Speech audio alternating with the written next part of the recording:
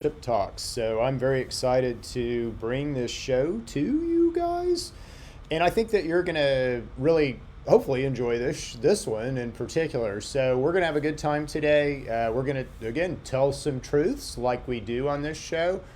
We're gonna try to get you some information that you haven't ever heard before, or perhaps haven't ever thought about things in the way that we will describe them. So what do we do here at gnupharma, and what am I an expert in? I'm an expert in human function. I've read more studies than you could possibly imagine, but what I study is human function. What got me interested in human function, or got me studying human function, is really the endocannabinoid system. So I started studying the endocannabinoid system, and what I found was there's a lot of disinformation, let's say, or misleading information about how we work, and that frankly, if we're not paying attention to how we work, that information can be used to mislead us, to really send us astray.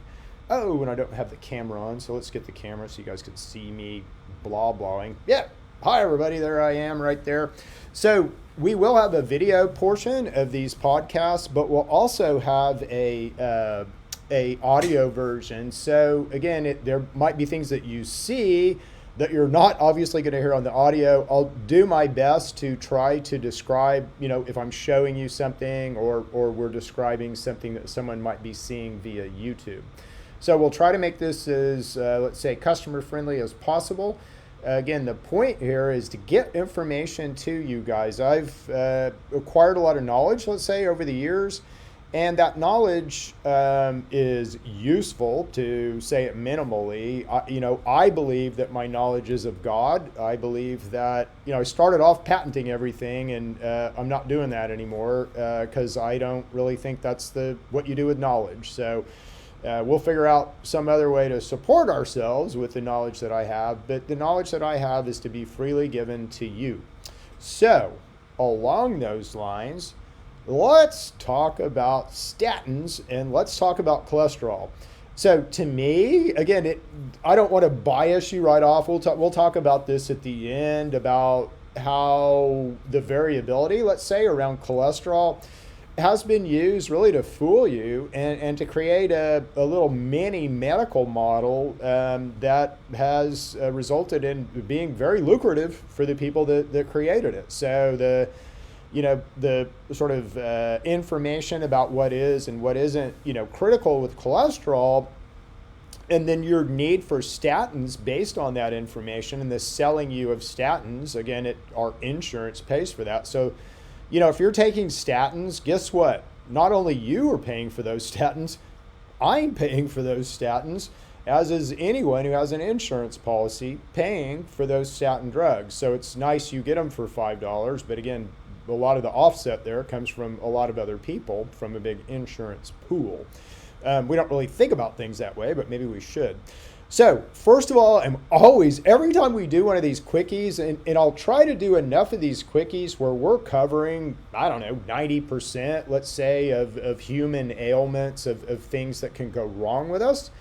And that way we'll have a quick library for people who, if you have high cholesterol, or, you're taking statins, then obviously this will be the one for you. And we'll point people to this one in the future. So we may be coming back to you from a point in future time. Hopefully we've got all this stuff figured out. But anyway, go back and listen to podcast number 1. It is the frame of reference. I'll always go back to it. But what's important, I guess, for this particular podcast, in reference to what we're going to talk about today, is that if you look at kind of our highest efficiency rating, so what does that look like? If we're running in our most efficient mode, how would we know that? And kind of what does that look like? Well, it really goes to mitochondrial efficiency. And we've got 3 switches in our mitochondria. And I'm going to make some analogies because it's just easier. But I'm going to talk a lot about these switches all the time. So go back and listen to podcast number 1. It's super important. But these switches are basically, let's say, your least efficient switch. And that is, I call that plant in the dark mode. Okay, so because we all get this concept, if I have a plant and I have it out in the sun and it's, sun is shining on it, I'm watering it, I'm giving it all the nutrients that it needs, ooh, that plant is going to do great. If I take that plant and put it in a dark closet and don't give it any water and any nutrients, it's not going to do so great. That plant will stay alive because, again, that plant has structures in it that are going to keep it alive. But most of the energy that that plant has is going to be to keeping it alive rather than really helping it flourish like it would be out here in the sun, right? So we have plant in the dark mode. So I put you in a dark closet, and again, you're operating, you're alive, but you're not at your highest form. You're not generating a real good immune response. Cognitively, you're probably not all you could be. Emotionally, you're not all you could be. You're a plant in the dark. And so we kind of understand this concept of plant in the dark. I'm going to come back to this a lot, so I'm going to use this a lot. And then plant in the light.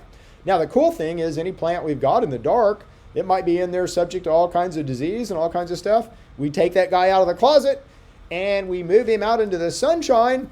Boo, he comes back to life, right? And so we work in a similar way. I can create an environment for disease and sort of dysfunction and lesser function, or I can create an environment that's out in the sun, your highest expression of yourself, all you could be. So these two concepts relate directly, slow down, Chip, relate directly to mitochondrial function.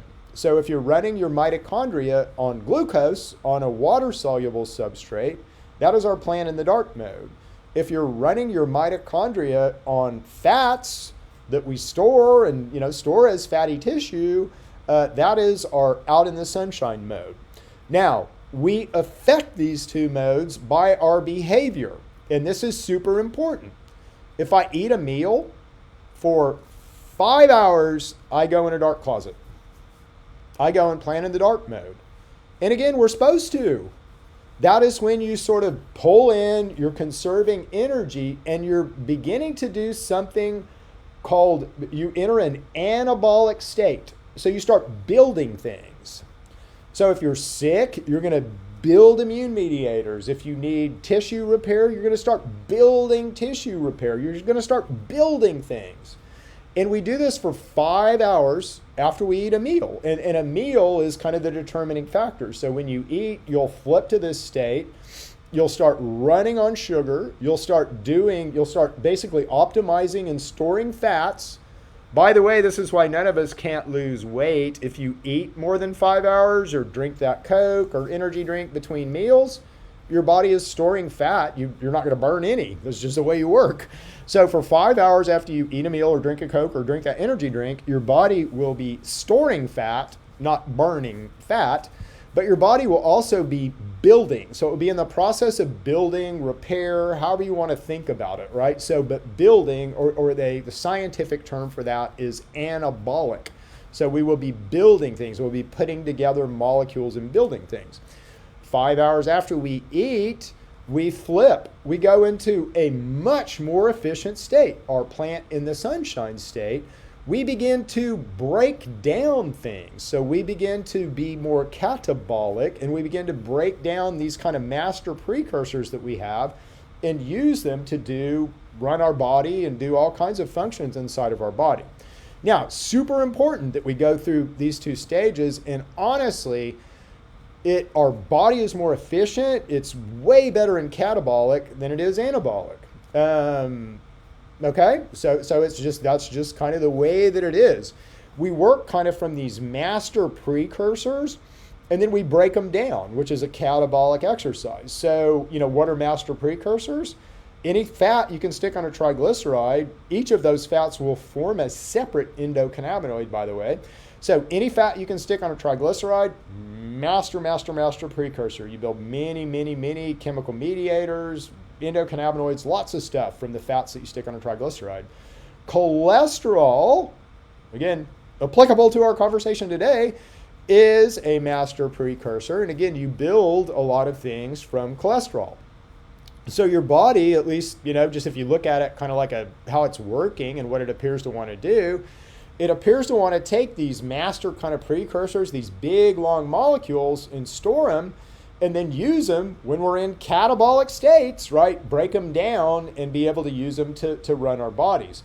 We do not appear to be designed to take smaller things, put them together, and then build stuff, kind of the opposite way, if you will, the anabolic way. Now, we have to have anabolics because, again, we have to build stem cells and immune mediators, and we have tissue that needs to be repaired, and we have all different kinds of reasons why you might need to build more cells, right? But again, you don't need to do that all the time, and you certainly only need to do that, or our bodies tell us we need to do that for 5 hours after we eat a meal, okay? So hopefully everybody's getting these concepts, because these concepts will come back to haunt you if you have not understood them. They certainly will, because we're going to get into them a little bit deeper here. So let me ask you, what do you think cholesterol is?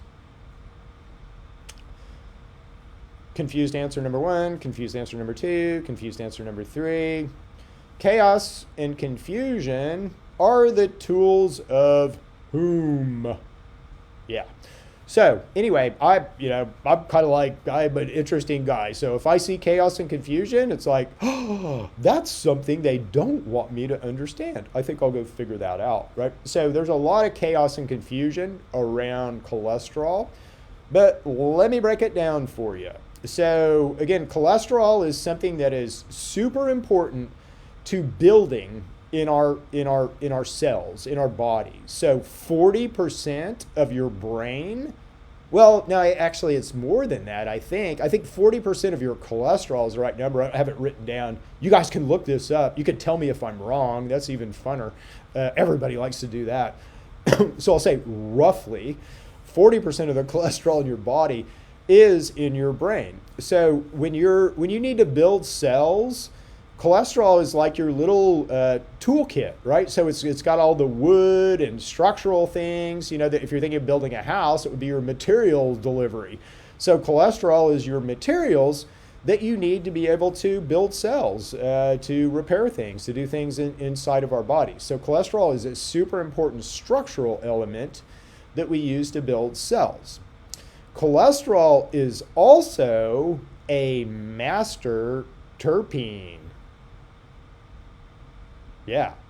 If you're a cannabis fella, or whatever the female version of fella is, fella with an A, I don't know, fella. If you're the female version of a fella, or a fella that is familiar with cannabis, you're probably thinking, what are you talking about, Chip? Cannabis has terpenes. People don't have terpenes. Well, people do have terpenes, and cholesterol is our master terpene. What do we use terpenes for? Sex hormones, regulate organs. So, testosterone is a breakdown from the master precursor cholesterol. Estrogen is a breakdown from the master precursor cholesterol. Progesterone, all your sex hormones, all your hormones, all your steroids can come from cholesterol. You can supplement in the middle of that, but I'd really rather make my own testosterone. I don't want that testosterone that's made by a cow or a pig. Anyway, but you can supplement into these systems, but I'd rather make my own, thank you very much, with higher processes, all right? Cholesterol is our master terpene. It is a master molecule inside of us. We use it to break down into lots of other things. So again, estrogen, testosterone are breakdowns of cholesterol. It is your master kind of, they call it an anabolic steroid, but again, it's not really involved in building. It is something that you use you tear it down, so you catabolize it to make other steroids. But it's kind of your one that, is your main one. Again, if you're giving your body a bunch of anabolic steroids, what does that promote? That promotes cell building and cell growth in muscles, right? So you're building, you're not tearing down. So if you take a bunch of anabolic steroids, again, that's going to make your muscles bigger, but it's also going to kind of get in the middle of your cholesterol process, which, again, it's better to let your body do these things than get in the middle of these processes. So cholesterol, again, is the building block of the cells. Your cells also make some cholesterol. So again, if you have some processes inside certain cells that will generate cholesterol, but generally you can think of this as something that you have to move around in our body.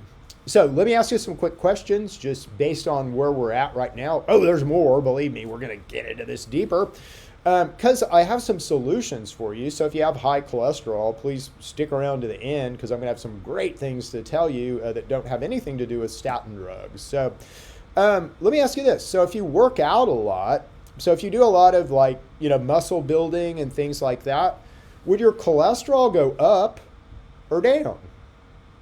Well, if you're muscle building, again, that's anabolic. You're trying to build things, right? So you're trying to build additional muscle mass. That's going to require additional juice. That's going to require additional, precursors and chemical mediators. So people who do a lot of weightlifting, who do a lot of muscle building will have higher cholesterol because they have higher needs to build things in places. And so that's done with cholesterol. So it's just like you can think of it as a little, and again, we'll talk about this when we get into LDL, HDL, but you can think of LDL and HDL. I'll talk about that in a second. So second sort of thing to ask you here is if your body is inflamed, are you going to have higher need for cholesterol or lower need for cholesterol? Well, you'll absolutely have higher need for cholesterol because your body's trying to repair. So again, it's trying to build, right? It's trying to repair. It's anabolic. So that's going to require more need for cholesterol. If you have cancer, is that going to be anabolic or catabolic? Well, cancer is building. It's trying to build. It's growing. So that's an anabolic exercise. It's going to require additional stuff. So again, if you have cancer, one of the potential consequences may be higher triglycerides, higher lipids in your blood, or higher cholesterol. And it just makes sense because your body is building and structurally building.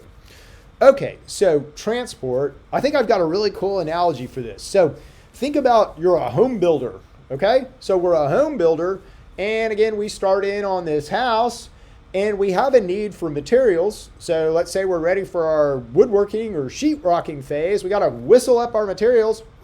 So we whistle, and our materials arrive to us in a truck that's called LDL, low density lipoprotein, that is also known as, let's say, bad cholesterol, but that's a bad thing to call it. So when we whistle for our supplies, basically the truck that shows up is something called LDL, and that truck dumps off supplies, and it'll dump it off at the area of construction. So wherever we're trying to build things or fix things or repair things, we need our equipment and supplies. So our LDL truck will come, and after we've sort of done some repair and stuff, there'll be stuff left over. So like extra wood and nails and junk like that. So we'll shove them in another vehicle called VDL, and VDL will take all of those sort of extras and stuff like that back to the big warehouse, which is called our liver, okay?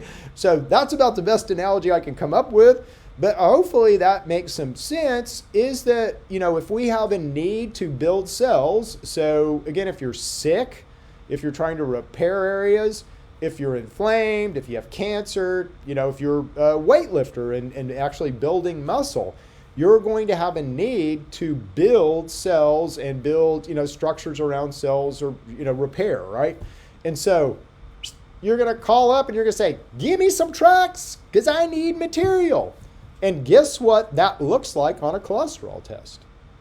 Higher LDL. So again, if you're calling for a bunch of construction material, your LDL is going to be higher than it potentially normally would. If you're chronically inflamed, you will have high LDL. But LDL is more of it's not like it has to do with your heart, or it has to do with, what LDL has to do with is literally your body's need and understanding for construction equipment. So, how much cellular need, and then hormones too. Again, you might have some need for steroids and hormones in a particular area, like testosterone in a particular area. you're going to whistle up the truck and you're going to ask for an LDL to bring you some cholesterol and potentially some triglycerides for energy, right? So now the cool thing is how this all works in your blood system. So we'll get to that in a second. But just think of LDL as like the kind of the delivery truck that delivers materials, and then VDLs are like the trash, or sorry, HDLs are like the trash pickup. So they're coming to the construction site to pick up the trash and then take it back to the factory where we can do things with it. Okay, so hopefully everybody's got those concepts. Those aren't scary at all. If you have high LDL and low HDL, again, that is probably the thing that we most need to look at, because for some reason your body is calling for construction materials, but you're not hauling off the trash. So, that might be a problem. Just having high LDL, again, there are limits here. So don't freak out, doc or pharmacist, when you hear chip talks. There are certainly limits here. And again, ask your physician what those limits are. I'm not a physician. I'm not a clinical practitioner. I'm a theorist. But ask your physician what those limits are. But within those limits, again, having cholesterol near that limit is not necessarily a bad thing. It just says that your body is doing a lot of work. It has a lot of need for construction materials. All right, so hopefully everybody's got kind of those concepts. Super duper important. So let's talk about delivery. And again, this is going to have to do with, why would you need a statin drug? Oh no, you have high cholesterol. Well, does that matter? Again, it depends. It just depends on what's going on with you. Something to be investigated. It's a little bit of a, it's not a red flag. Let's say it's a yellow flag that needs to be investigated, right? So that's a good thing. But if you have, high cholesterol, let's say, how does that work? So how does the cholesterol move around inside of you? Well, your liver is like the warehouse. So if I want to pack a truck full of construction materials and I want to send it somewhere, I'm going to pack that truck in the liver. Then I'm going to send that truck on its way. Well, the way that I send that truck on its way is in the blood system. Okay, so how does that truck know where to get off the highway and when to stop? And how does that truck stop? Because it's moving along and it's inside your blood. Well, what happens is really cool. Your endothelium, your blood vessels, basically, if you will, but they're called your endothelium, will develop a stickiness on the inside.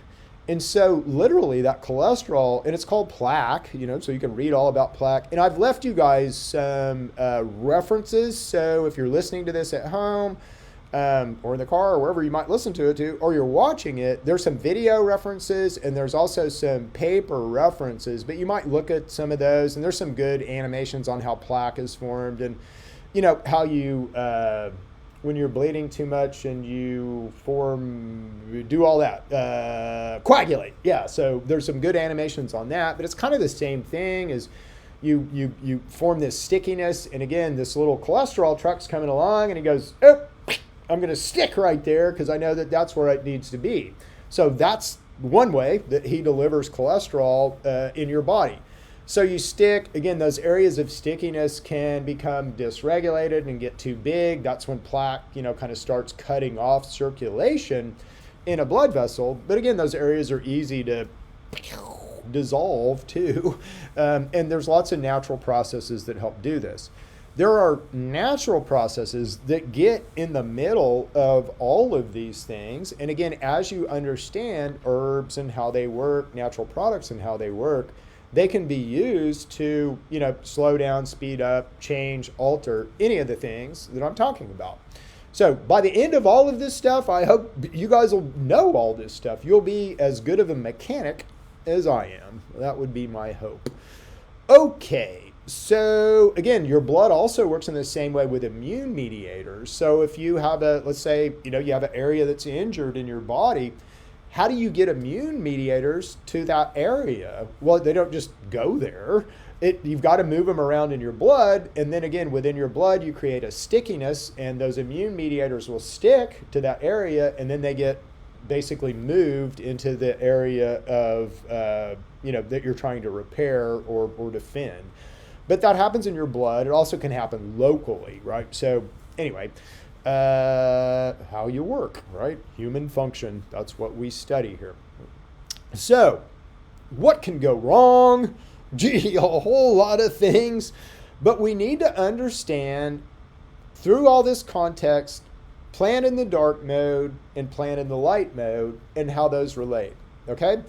So again, if you're sick, you need a period of time where your body's going to repair itself. If you work out a lot, you need a period of time where your body is going to repair your muscles and build new muscle.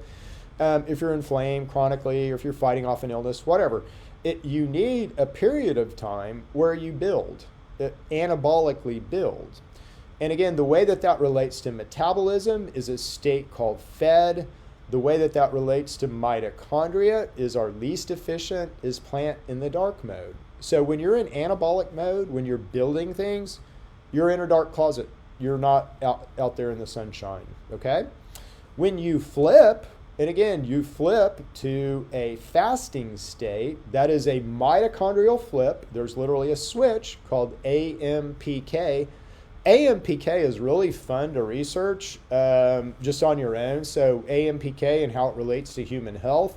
But the reason that it's a positive thing is because it flips you to a 50 times more, it takes you out of the closet and puts you in light, right? So you're 50 times more efficient, 50 times more conscious, 50 times more energetic, 50, 50, 50, 50. You're more, obviously, in the light than you are in the dark. Okay, and when you're in light mode, you are functioning the way that your machine is built. You are breaking down higher precursors and using them to do things. So you're in a catabolic state. Now, micro systems can kind of go in between these, but in general, you're in a catabolic state. So you're breaking things down. Let me just ask you some quick questions. So, cancer, anabolic or catabolic? Cancer is anabolic, right? Again, you can control the state you put your body in. Don't eat for more than 5 hours.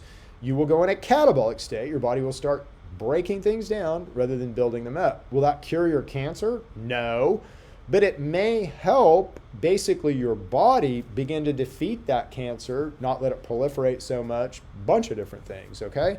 So fasting will give your body the horsepower to better deal with that cancer in the same way that a plant in the light will better deal with disease than a plant in the dark would, okay? So just literally that simple. Okay, so how does this relate to high cholesterol, pharma, the way that we've treated high cholesterol in the past? And are there other suggestions or solutions to be able to treat high cholesterol? And this is great. Again, our products help you sort of trend toward all of these things that I'm talking to you about.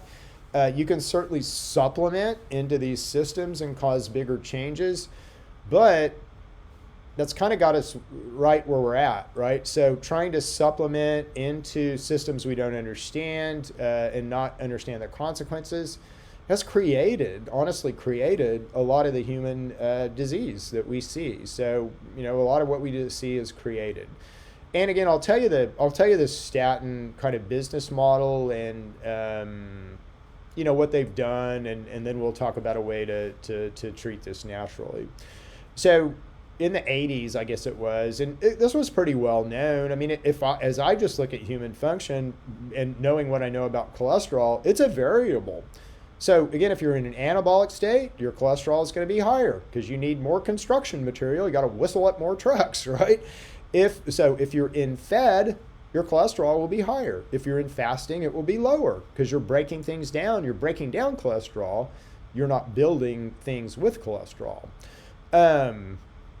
Yeah. So again, just right there, I mean, that kind of illustrates a point of variability in cholesterol. If you're a weightlifter, your cholesterol will be higher. Again, if you stop lifting weights, it's going to go down.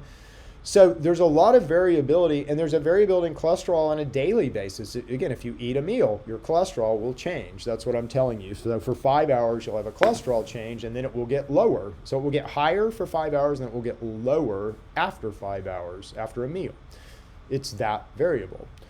Well, if I'm a smart businessman, and again, I'm never will put myself in this category. I'm an ethical human, but if I'm a smart businessman or an evil pharma executive, I guess is a better way to look at it, but I'll give them credit. I'll just call them smart business people. So if you're a smart business person and you understand the variable in cholesterol, well, again, anybody I test at times will test for high cholesterol. So just about anybody is a potential customer.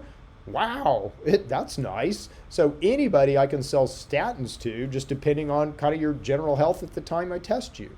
I can create a situation that makes your cholesterol high where, pharma would think you need statins, okay? So that's kind of the game. That's what's been done.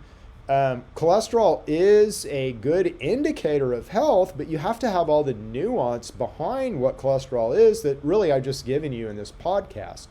Most physicians do not, not have this nuance. They don't understand any of this. They are a mechanic who understands how to work on a certain part of your vehicle, a very specific part of your engine. They understand that. They maybe understand that better than I do. But they don't understand how holistically that might impact you or affect you, even though they're making positive change in the area that they're trying to make it in. So, statins, perfect example. How do you make cholesterol?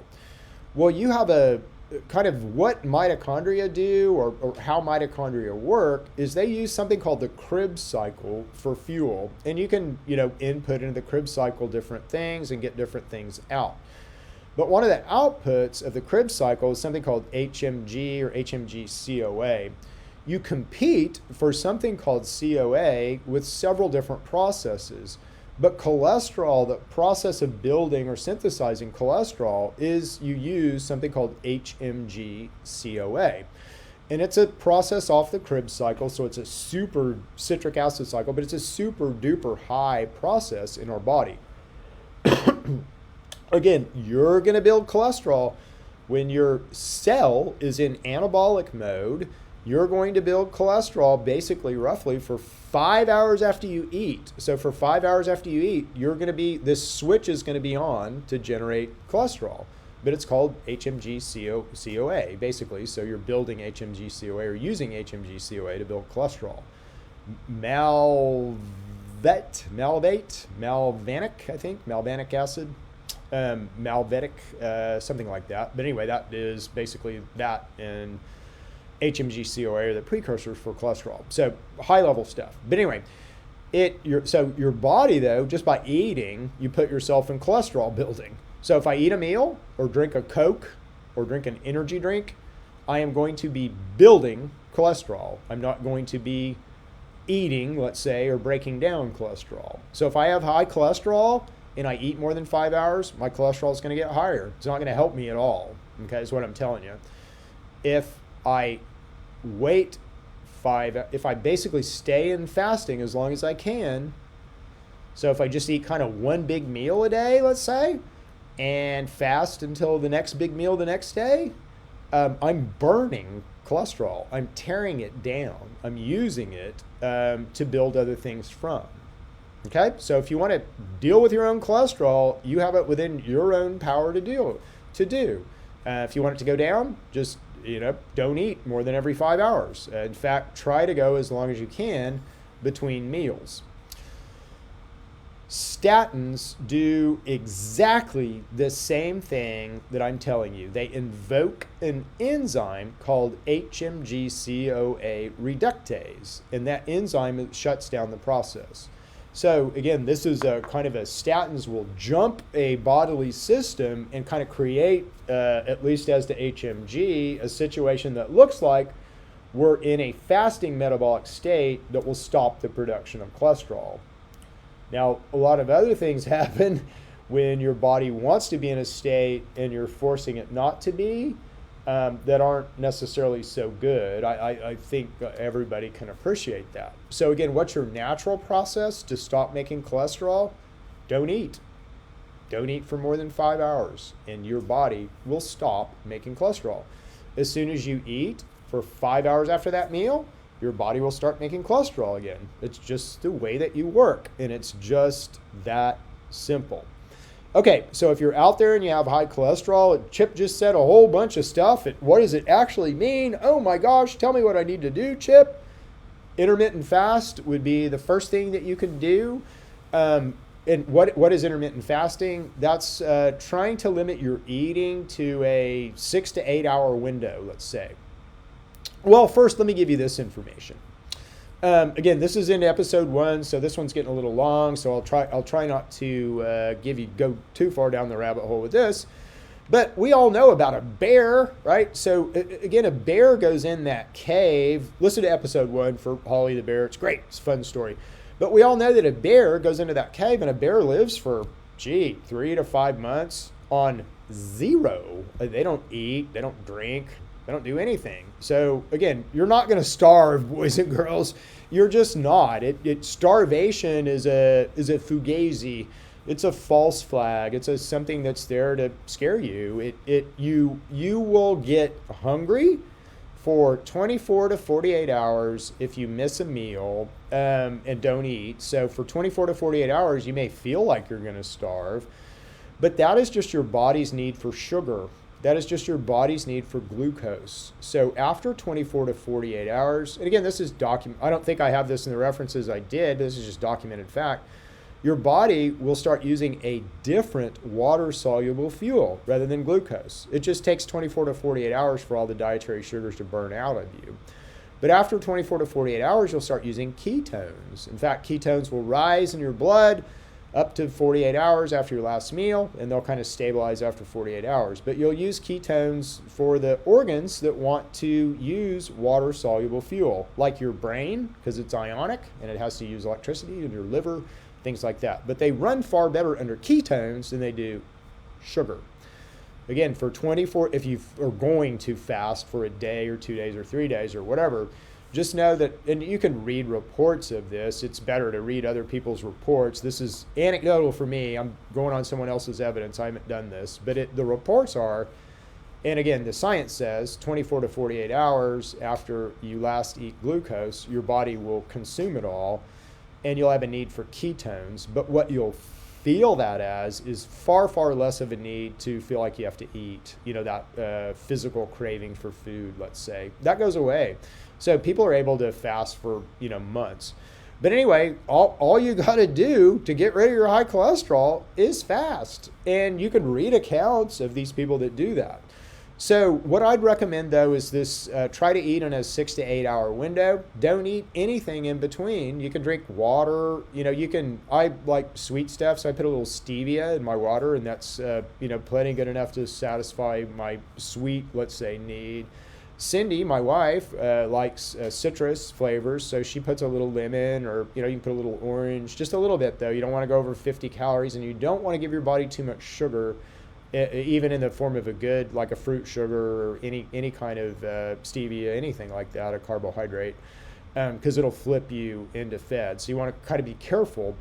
But again, you go 6 to 8 hours of eating, eat whatever you want, eat as much as you want. It's better if you understand to eat during that time period that you're eating for the things that basically you make triglycerides, what you're sticking on are triglycerides. So saturated and monounsaturated fats in balance, and then omega-3 and omega-6 fatty acids in balance.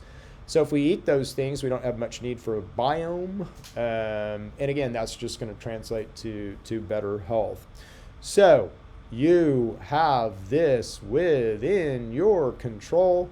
That's always my biggest message. You have the ability to heal yourself. Your body wants to be a plant in the sun. It does not want to be a plant in the dark.